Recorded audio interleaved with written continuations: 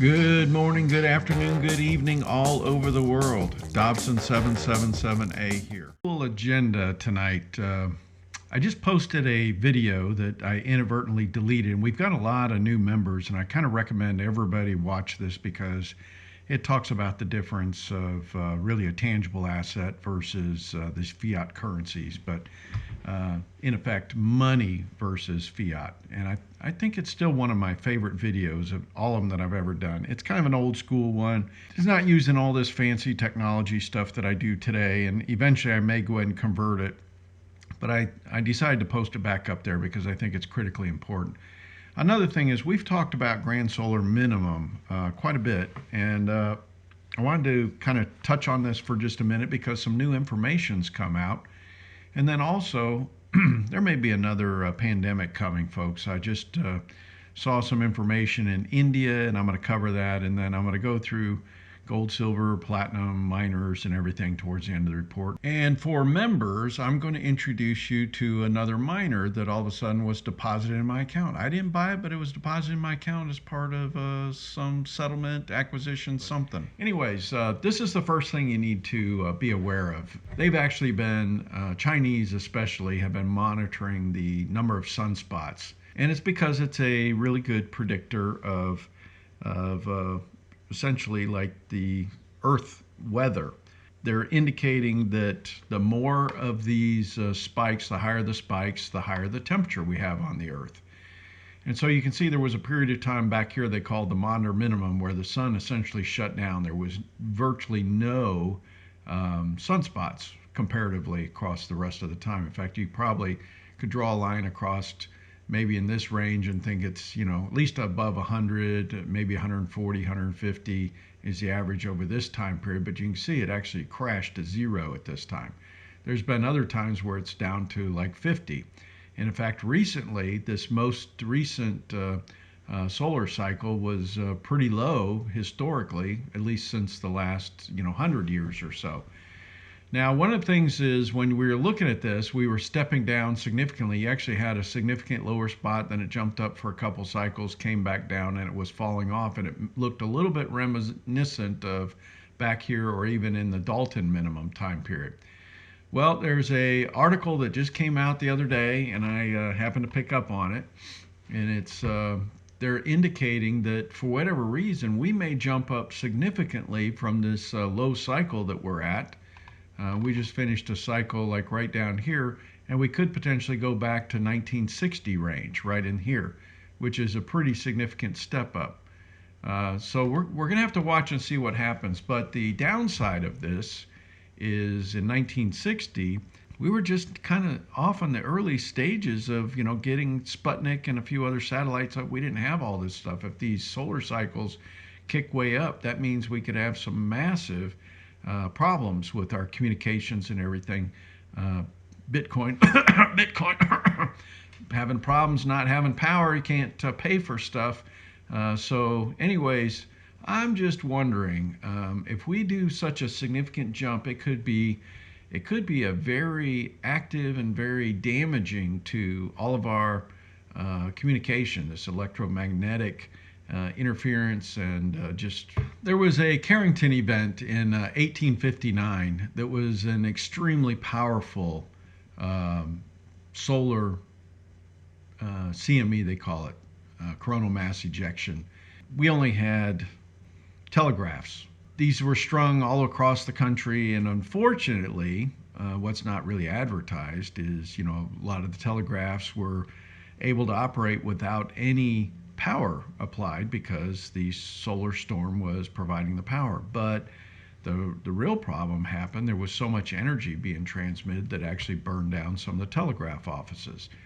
Now, if you can imagine in today's world, with power connected to every home, this could be a major issue, folks. A lot of people aren't thinking about this. If we have a massive solar storm, we're not really protected with our electrical wiring coming into the house. These transmission lines are running, all the way across the country. Unless somebody actually started isolating out the cities with these miles and miles of wires, they're going to inductively pick up this energy, and we're going to have some massive destruction. So that's the biggest risk to this whole thing is the CMEs could cause tremendous destruction.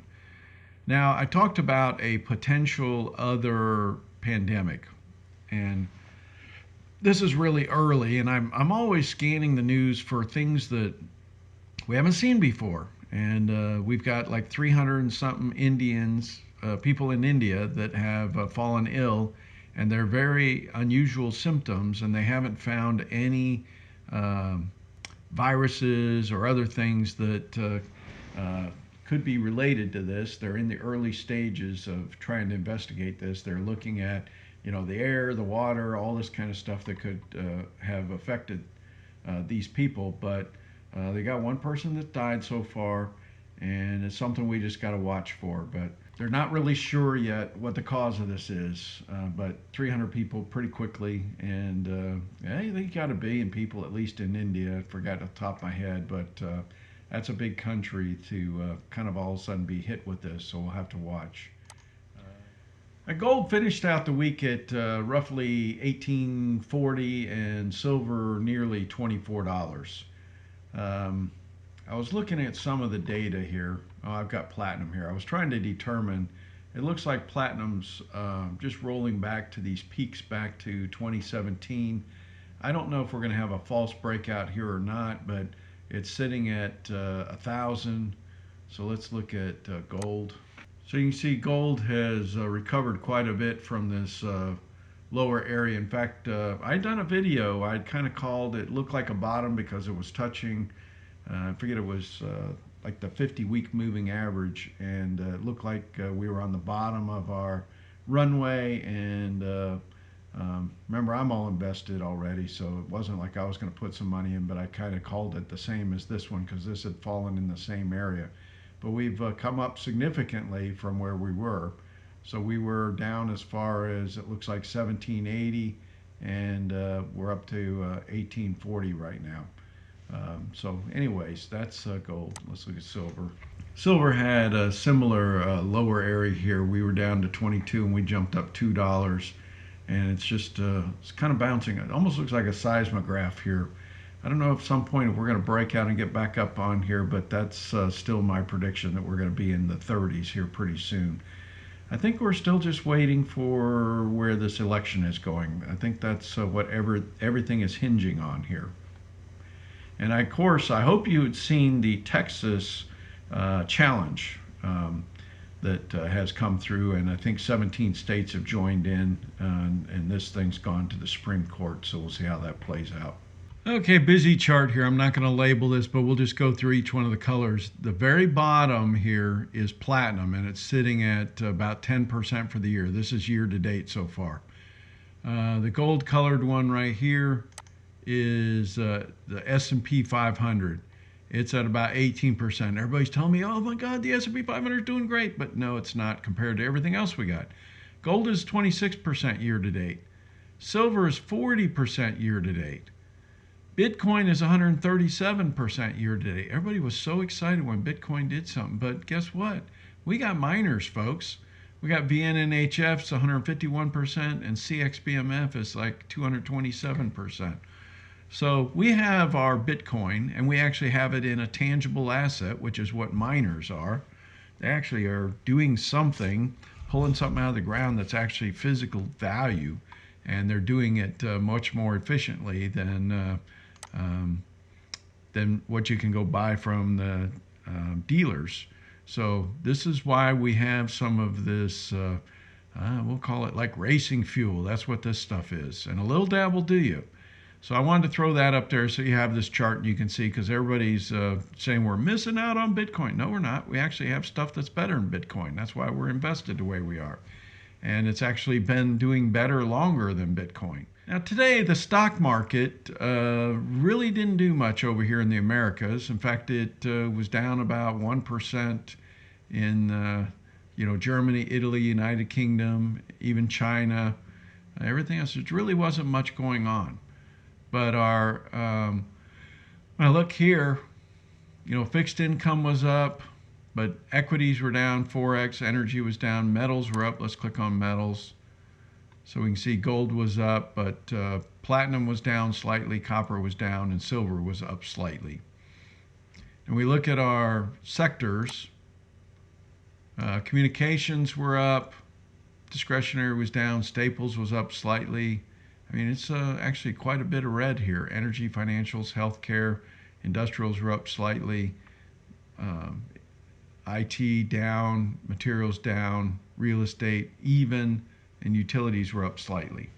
All right, so when we look at our ETF representation of the physicals, GLD was up 0.19% today.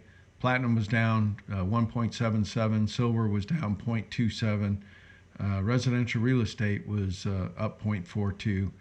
But for the year, GLD is up 21%. Platinum's up 4.5, and silver, that's PPLT, that is, SLV was up 33.37. Res is crawled back up and it's down nearly 10.5%. When we look at our ETF miners, they were down 0.72 today, with SILJ getting killed the most. We're up 20.57. This has come down quite a bit, but let's just wait and see once the election is finalized how this is going to play out. Okay, so for the members, yesterday we're presented with a new miner to consider that's already doing fantastic. In fact, it looks like there's some significant investors throwing some money in this particular thing. I'm just now doing my analysis to kind of rebalance and also select some new miners. So memberships has benefits. I hope everybody's treating you well. I hope you're doing well. Do the best you can. God bless.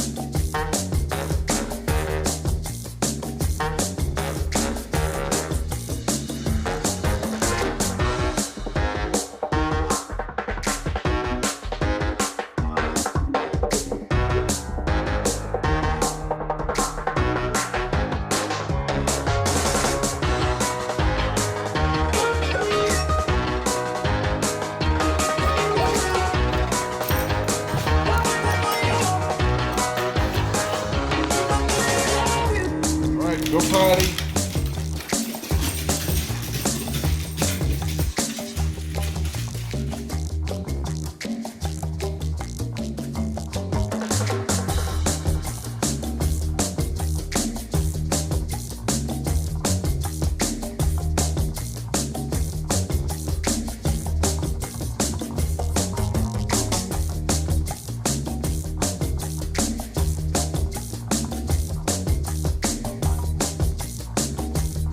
Go bye-bye?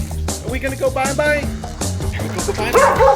We're gonna go bye-bye? Yeah, alright.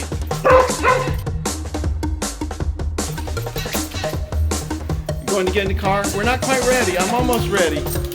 You almost ready? Okay.